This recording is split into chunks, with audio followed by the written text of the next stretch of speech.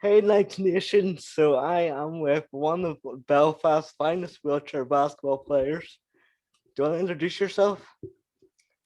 Hi, yeah, I'm James MacSorley. I wouldn't call myself one of Belfast's finest. There's plenty of people came before me. I'm 26. I'm an ex-Knights wheelchair basketball player, but always a Knight.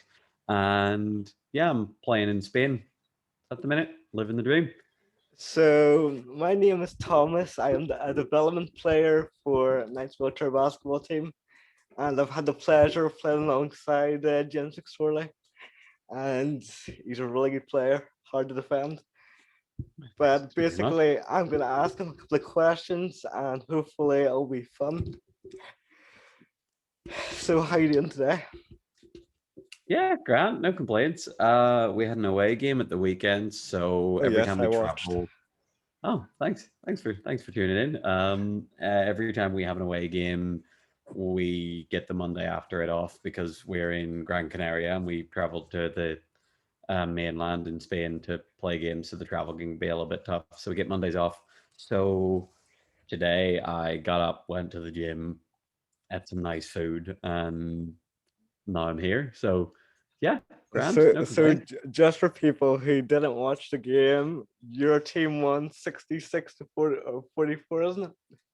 66 66 to to, 46. I believe we won uh, by exactly 20. That's all I remember. Yeah, so we beat a pretty good Amivel Malaga team who have given us some trouble twice in a row now, but we managed to pull it out. I think that's important, like winning games, even when it's a bit ugly, winning games that things don't go your way is as important as blowing teams out, obviously. So yeah, good win.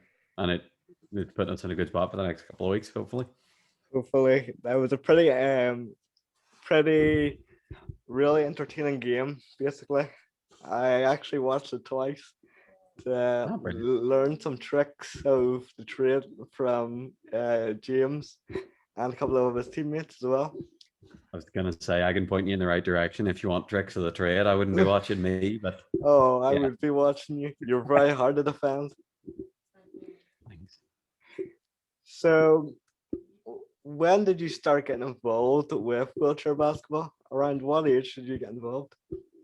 So I was 6 years old when I started playing wheelchair basketball, and at the time it was me and my sister who also has spina bifida and also played wheelchair basketball. We got involved because my parents found out about the club through the Association for Spina Bifida and Hydrocephalus, I believe, and from there they brought us along on a Wednesday night and haven't really left since. I wasn't too fussed on it when I started because I was 6 years old and the ball was bigger than me and I could barely move the chair and couldn't reach the basket and I was a bit like, what am I doing here? Why am I not at home in my pajamas watching cartoons? But it was great. Like it was a really cool opportunity for my parents to get me doing something to keep me active because obviously 6-year-olds are meant to be running about and playing football with their mates or doing whatever. Like that's what I would have been doing if I was able-bodied. Probably had a good group of friends around the corner, and I used to just play nets all the time. But it was great to get me involved at that young age. It was really important for me because I don't know, like just 6 years old. My sister was the only person with a disability that I'd seen apart from me, and it was just nice to be in a group of people that looked like me and had the same sort of things going on as I did, and it kind of opened up my eyes to the fact that there's a whole world of people with disabilities out in the normal world doing normal things, and that was really important as a 6-year old. I didn't think I realized it at the time, but it made a big difference. So, here's the thing: what inspired you to work hard to try to get to your dreams of becoming a professional athlete and playing for your country? Well, first of all, I love it. Like I just think it's really fun. I think basketball is great. I spend a lot of time thinking about it, even when I don't have to, and I obviously spend plenty of time professionally obligated to think about it. But I love what I do.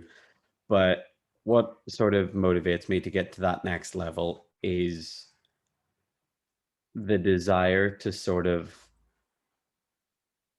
prove everyone who's supported me right. Like there's no wanting to prove anyone wrong. Or, like I don't believe in that sort of stuff. But just I've had a lot of really, really good people supporting me through my whole career. Like from the day I pushed into that Antrim Forum and Aubrey Bingham put me in a basketball chair to now, I've had tens of people that I will need to write a very long thank you message to when this is all said and done.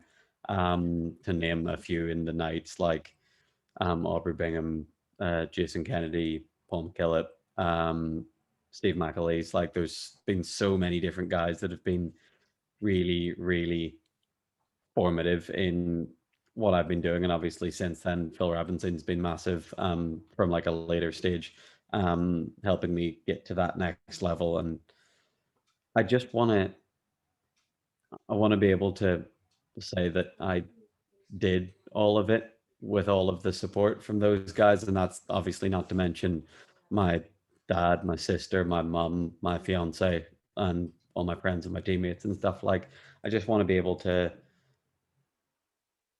sort of reach my potential because of the support that I've been given. Like, I think that's really, really important to me. And the next thing is like, when I made the GB men's team and won that world championship medal, like that opened, like the door was open for guys in Northern Ireland. Katie Morrow had done it well before me on the women's side of things, so she opened the door completely. And there's been Paul McKillop, Matt Ralston, um, Chris O'Neill, Dave McAleese, a couple of other guys played internationally for our club um, at different levels. But like, I just want to sort of go as far as I can take it off the backs of people who've been really, really supportive to me, and I want to make sure I leave the door open behind me.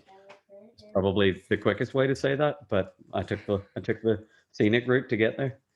So how did it feel when you got your first gold medal around your neck? Ooh, I don't remember what the first one.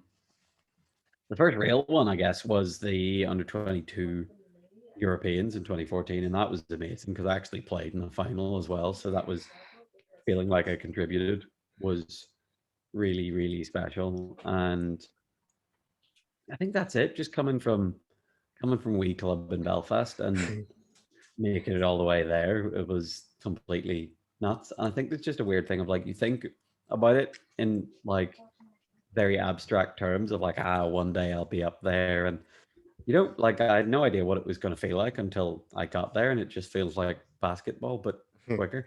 And then Yeah.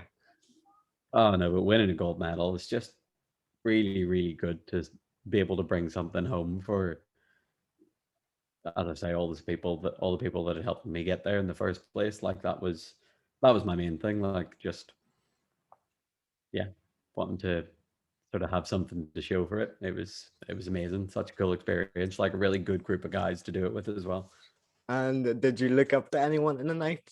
For example, I look up to you because you've hit all the barricades that I want to hit. And so, did you have anyone at night that you sort of looked up to? Um, First of all, thank you very much. That's a very kind words. I absolutely I looked up to a handful of people. Paul McKillop, obviously, he started bringing me to training when I was 14. Started driving me to senior training twice a week, and he was a 2 pointer. I'm a 2 pointer. Still is a 2 pointer. If he would ever get back to playing, and massively looked up to him because him and Matt Ralston were both doing the sort of elite basketball thing in Northern Ireland, which was nuts. Like they were going to Sinai and they were training full time and they were going over to GB camps, and that was absolutely class. And that was kind of the first taste of elite stuff that I ever had. Like they brought me into that. Like that first summer that I started doing GB stuff, they brought me along to all their individual port training sessions and showed me the way. And I've got a lot to thank both of them for to show me, like for showing me the first sort of bit of how to act like an international basketball player. And um, as I said, like first person that ever put me in a basketball chair was Aubrey Bingham, and he's just amazing still. Like I don't know if you've seen him play much, but like the guy's 100 years old. He hates me saying that every time I say his name on a podcast, it gets older. Yeah, the guy's the guy's 21 and still flying. He sees passes that I still don't see. He sees little angles that completely like blow me away. And then um, the last person I'll list, there's plenty more, but the last person I'll list is Jason Kennedy. Like he was my first coach at the higher level for Knights, and he kind of believed in me all the way and showed me what I needed to do to be a high level basketball player. And he's one of the reasons I got here, and he's still absolutely class, like still absolutely really supportive. And I remember I went back and I coached a couple of night sessions about this time last year, and he still taught me a couple of things, which was completely nuts.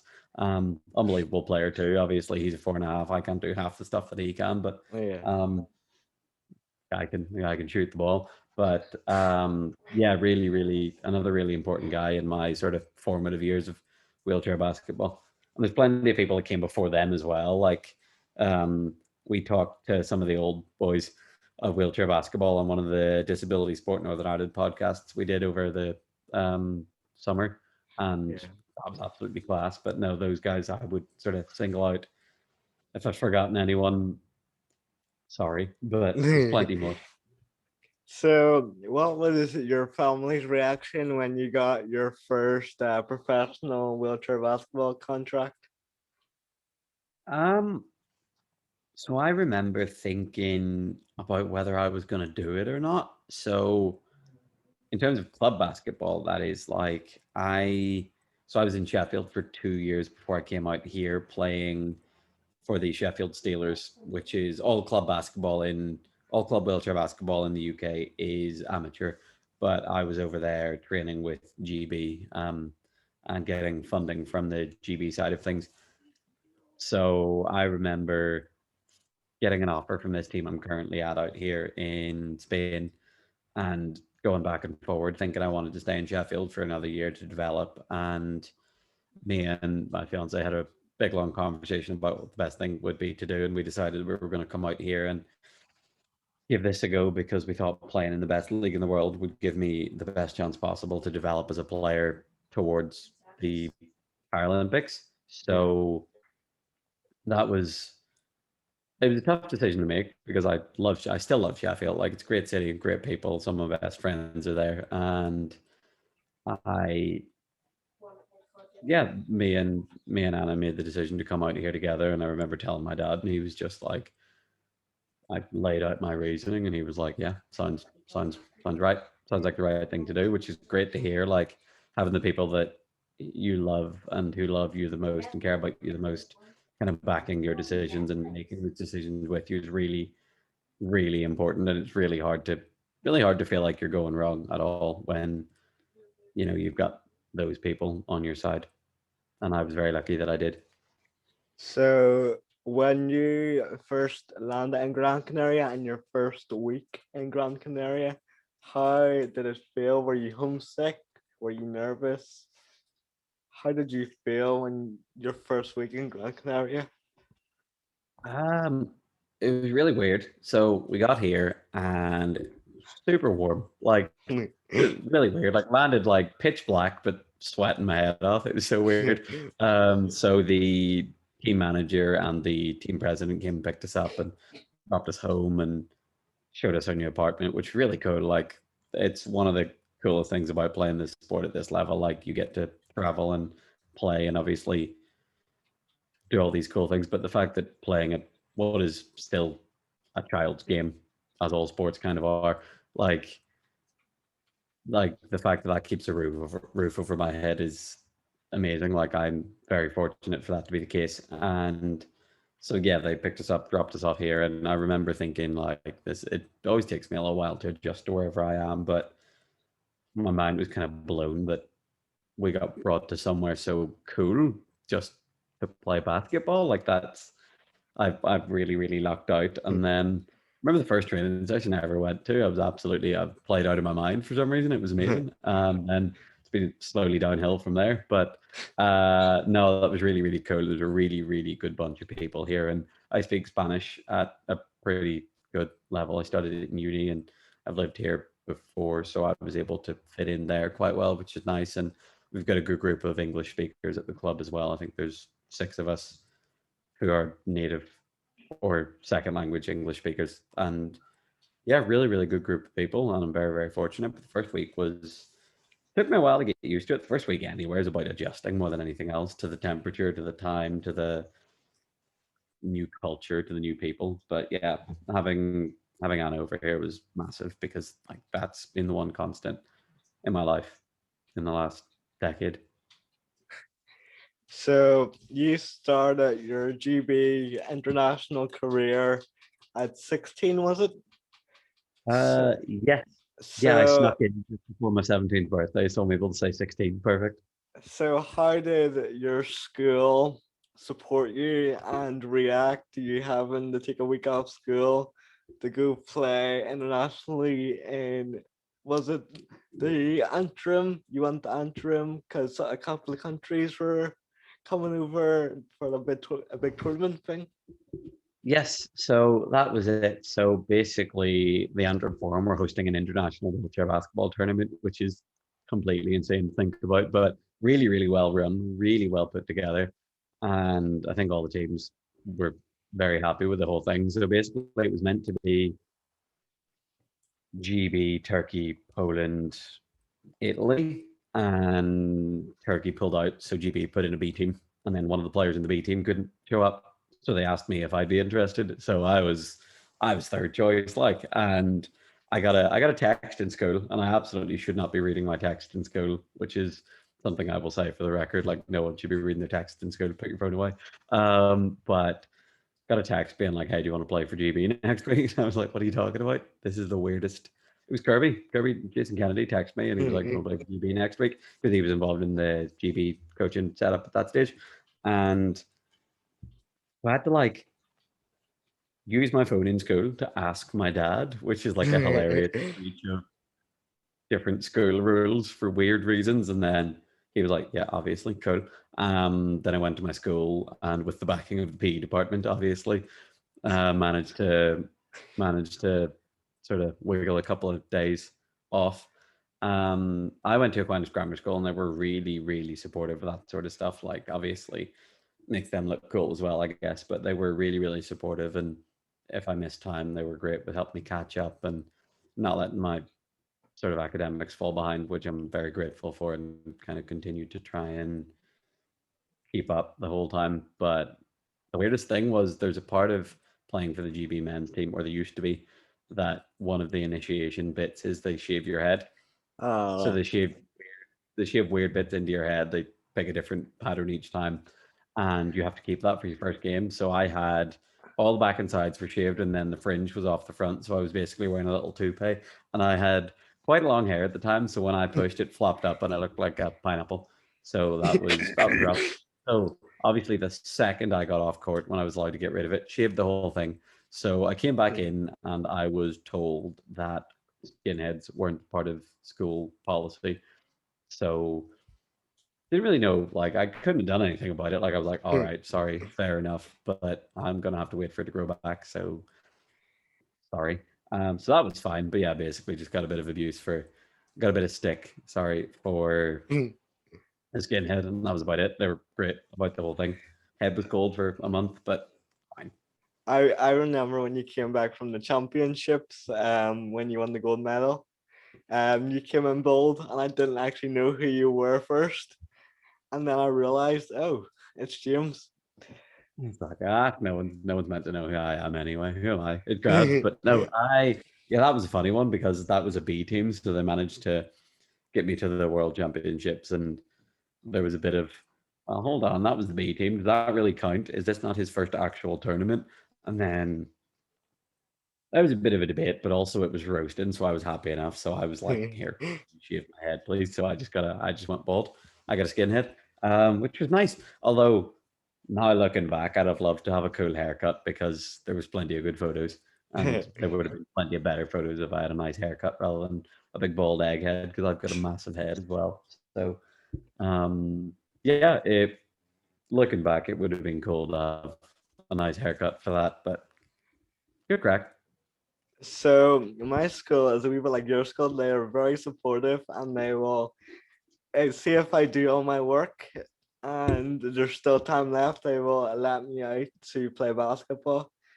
And so I have thanks to my vice principal and my teacher and my classroom assistant.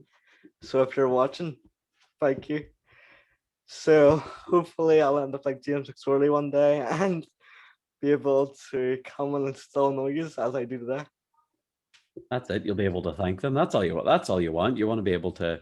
That's all I want. I want to be able to achieve enough that I can thank the people that have been good to me. Like I want to give back in that sense. And But then I think if I thank them, then I'll go back to being annoying because I like to annoy them, and they know that, and they always get me back for it somehow.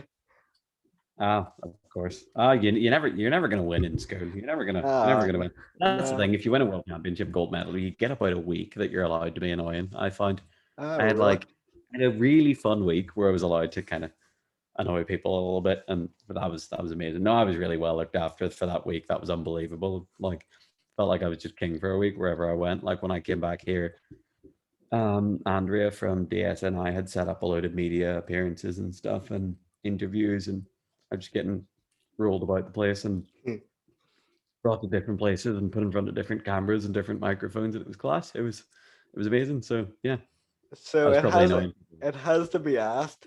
Best coach for from the Knights basketball team. Best coach you've ever had.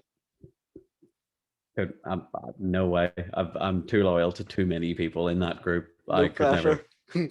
Nope. I am absolutely not going to give you a good answer for that. I've had too many good coaches in my long period of time there. Like I was really well looked after the whole time, and I've the guys that I've mentioned get special mention. Obviously, like Jason Kennedy gets a mention, Paul McKillop gets a mention, Steve McAleese when I was a kid. Um, those guys are were all absolutely massive, but I'm not making a choice. I was So very lucky that I have choices to make there because yeah. like people go their whole career without getting a coach is anywhere near as good as the three that I've just brought up there. But yeah, So if you had any advice for someone who is miles away from your level, just like me, what would advice would you give them? I was miles away from my level at some point, and work hard, be nice to people, keep your head screwed on.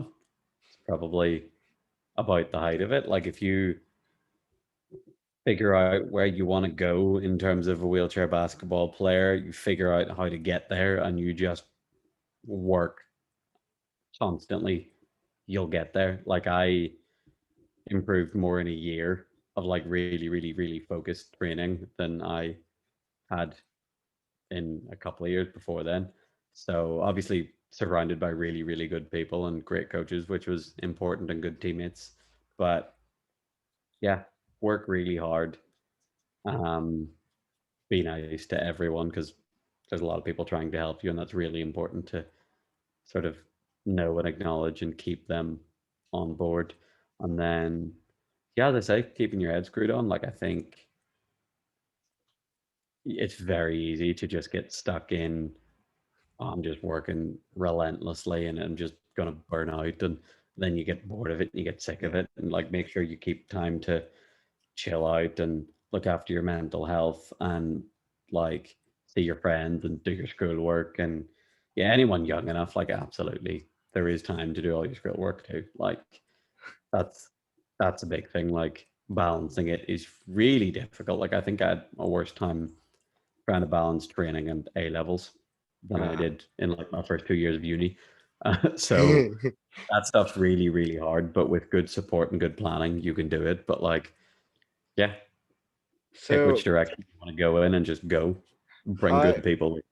how is COVID like pretty sort of slowed down your career because basketball was off for quite a long time, and in my level it's still off, but on your level I think it's just back or just returned. Yes, so this season has gone on pretty much as normal. So we started back in September, which was really cool. Um, I got back on a basketball court the the morning of the first day it was allowed legally in Northern Ireland, which was amazing. Disability Sport Northern Ireland and the Sports Institute of Northern Ireland really helped me in that sense. So I came home over the summer after lockdown to deal with some family stuff, and also just because it was a great opportunity to get home and see some family. And so I got back training there. And since then, the Spanish league season has gone on almost as normal. We've had a couple of games postponed that we're making up in the second half of the season, but it's been really, really cool to know that we're playing and we're being kept safe. Like I had a COVID test this morning because we played away on Saturday, like stuff like that is absolutely amazing. It's a real privilege to be playing at a level that the teams can go that extra mile to make sure you're safe. There's a lot of spraying and cleaning chairs and washing hands and wearing masks when you're off court and all these different things for us. But it was really tough when we weren't playing because I went straight from a surgery into 3 months recovery into COVID. Like the day that I was signed off as being allowed to play basketball was the Friday, and the league got cancelled on the Monday. I Ah. traveled to Spain directly into lockdown. Like, do not pass go, do not collect $200, go straight to jail. It was it was rough. So that was very, very hard to take, especially after I had a year of very sort of poor health on and off, two operations the year before. So I missed the summer before of international basketball and a bit of the season and all these different bits. So I've had a very interrupted year and a half or so. So it's been an absolute pleasure to get back into it. Like it's been amazing. Like I feel very lucky to be doing what I'm doing every day, but especially now, you know. Yeah. So basically, I started basketball. I actually showed up to Northern Ireland training because really active was a thing, and I had to take a couple of weeks off um, for family issues, and so we took that off. And I remember watching the Northern Ireland team on the sidelines. I was like, "Wow, that's incredible!" And I actually watched you a bit, and I was like, "Wow, how have they got to that level?" And then I first went to night training, and basically it went on from there. I was able to play against you at some stage and in training, and you were super quick, really hard to defend. So yeah, Yeah. I actually wasn't surprised when you went pro, to be fair. I still am every so often, to be fair. Like it's I don't know. I'm very fortunate to be here and to be doing what I'm doing and to be alive and well and healthy and surrounded by good people. And I hope I never lose sight of that. Like it's a blessing to be able to just wake up in the morning and play the sport that I loved when I was 6 at the same like it's exactly the same. Like the ball's a little bit bigger and I'm a little bit bigger and the hoop's a little bit higher, but like I'm essentially playing the same sport that I picked up when I was a 6 year old 20 years later. And that's a very, very special thing to me, you know. That's that's really cool to think about the last 20 years. And like people from back home, like we like there's people from Belfast can do it, people from Northern Ireland can do it, you know. Like I kind of grew up at one point wondering if it was possible to get all the way because I hadn't seen it, but like Yeah. you need to see it to be it, I think. Like, and I saw those guys playing in like GB camps and doing elite level stuff, and that kind of led me here. And it's proof that it can be done. Like, absolutely. Like, it's far more talented kids coming up than me at the minute. Like, I remember seeing Con Nagel when I was about 15. No, when he was Oh, about 15, and I was like, he's lightning. he's better than I was at 15. He's probably better than me now. But like, yeah, absolutely unbelievable. Some of the kids coming through, like, So next time you land in Belfast, come to a court and me and you'll 1v1 and I'll win. no worries. Cool. Well, Yeah, hopefully. no problem. First to 11, the loser buys the coffees deal. I don't know if you S- drink teas, yeah, hot chocolates, I'll take toast. it. I'll take it. Yep. Sounds good. When the But loser gets to pick the drinks, but they have to buy them. I think that's the deal. yeah, there we No, go. Yeah. but but We're not playing one on one. you know I'll win, so you will. We'll see. See, I'll get practicing. I didn't have much motivation for the next couple of months, but I do now. Oh yes, that's a challenge for Tokyo, you. never heard of it. When you come back to Belfast, we're 1v1. No problem. Free to We'll do get a court. We'll get a court sorted. We'll get a local court. If it's with obviously if COVID safe. I don't know where you're based, but Belfast somewhere. We'll get a basketball court. We'll get it done. We'll be outside if we have to. We'll keep it. Okay. We'll all be. We'll be within the COVID regulations. Of course, we will do nothing dangerous or illegal, but let's make it happen. Okay, but if we get a private court, you're paying. You're the professional athlete here. There's no problem. You're still getting the coffees when I win, though. No. Or here's what we do: we one on one, and then we invite, if we're allowed that many people, whoever they want to two on to us, and we just take over the world. Okay, King of the sounds court. good. My That sounds defense and amazing. your speed. There we go. Sorted. Easy money.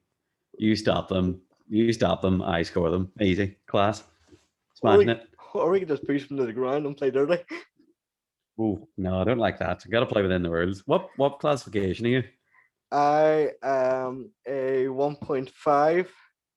Okay, so we'll completely doctor it and say that they have to play to a max 3.5 points, and then they've no chance. Yeah, okay, sounds good. Smashing it. Go easy. Deal. That Whenever was I get back. actually really fun. So we had to actually get that sorted. That actually does sound amazing. This I just kind of started sort of getting carried away with myself, and now I'm very about this. Get a night's 2-on-2 tournament, take over the world. That Jason, sounds amazing. Jason, if you're listening, get it sorted. Jason, if you're listening, you already do so much for this club. I'll get it sorted. Don't worry. Okay, sounds good. You have the gold medal here, so you might be able to get away with some stuff. Gosh, I don't know where it is. To be fair, I'll not bring it. Don't worry, I'll not bring it. Hopefully, next time I get back to Belfast, I should have another medal. No, here's the thing. If when you come to Belfast, you have to bring your gold medal, and whoever wins gets your gold medal. I don't know. I don't know if I put it up now. I don't know if I don't know if I can do that. No, don't put might- it up. I just want to wear it. I've wear it before, like. You should wear it playing, and you look cool as anything, like Flavor Yeah. Flav with a car. That's a 90s hip hop reference. That's probably before your time. Fine. Yeah, way before my time. That's ancient compared to me. I was only born in 95. I just did my homework. So, how do you think wheelchair sports is going to look in the future? The same but bigger, hopefully. Do Like you think it's going to be wheelchair like sports in Premier League general, I level? have no idea. Pardon? You think it's going to be like Premier League level or Championship or what? There's a long way to go. Long way to go before that, but I think Paralympic sport in general, I don't know, but wheelchair basketball, I can see with the stuff that British wheelchair basketball are doing to drive participation, we could get thousands more people playing at some level in the UK, and hopefully other countries, national governing bodies around the world are doing similar things to try and get more people involved at some level. And that'll only sort of boost the level at the top as well. The more people are playing, the better the sport gets. Hopefully, the more people are interested. Hopefully, the more money is invested in the sport so that people can get involved from the bottom to the top. And yeah, I just want to see more people playing because obviously I'd love the higher end stuff to get more exposure and whatever. But the big thing is just getting started. Like, even if I never played another important, as much as sports are important, basketball game in my life, like getting involved in it has completely changed my life and my outlook on things as a man with a disability. So I, more than anything, want people to have the right to access that and the sort of provision to access that, if that makes sense. So you're like the face of wheelchair basketball for Northern Ireland. So you are. Oh god, what a face! We're a face for radio more than anything else. We'll see. I've barely been home. So hopefully we should get that game one-on-one sorted and the COVID restrictions are released down a bit, or hopefully released down to all, so there is no restrictions.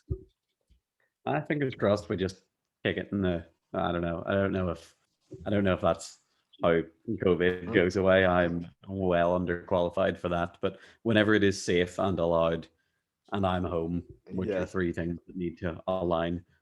will That do. sounds that sounds great, but Yep. see what happens first, obviously. Yeah. Post Tokyo with the gold medal around my neck, that'll be fun. Oh yes, sounds good. As long as you. Okay, so the winner has to take their friend to Tokyo. You have to take me to Tokyo if I win. A couple of problems with that. Not sure what the fan situation is going to be like in Tokyo. Next thing, I haven't like the team's not getting picked for months. I don't know if I'm making the GB team because there's a lot of really really good guys up for 12 spots. So it's a lot going on there. I like the current stakes. I don't want it to get. I don't want us to get ahead of ourselves here. Or you can just get me a ticket to Tokyo, and I'll just go on holiday to Tokyo. Have you seen how much they cost? Yeah, I but don't have that sort of money. you're We you're talked on a, about that. you're on a professional wage. Oh, we talked about wheelchair basketball being Premier League status. It is absolutely not yet. I do not have that. I don't have Tokyo sort of money. Absolutely not. Okay, so we're running And out if of I did, I wouldn't be giving it away. yeah. Okay, so we're running out of time. So we are. So this this is probably gonna be the end. Is that like your prop? Yeah, I just took a good 2 seconds to realize there was nothing in that, so I wanted to make sure no one made fun of me for it. I wanted to get there first. Yeah, Sorry, we're still sorry. Please recording. continue. We're still recording, so I'm keeping that in. Sure, no problem. No edits. I like it. No edits. It's all original. Okay. So thanks Nine Nation for watching, and hopefully we'll hear from James McSorley pretty soon. We have a gold medal around his neck from Tokyo, and we wish James McSorley all the best from Knights and Knights Nation to hopefully achieve all of his goals that he wants to get. Thank you very much, Thomas. Thanks for having me. This has been really cool and love what you're doing. If anyone, this is going on YouTube, right? YouTube, and yes, that's it.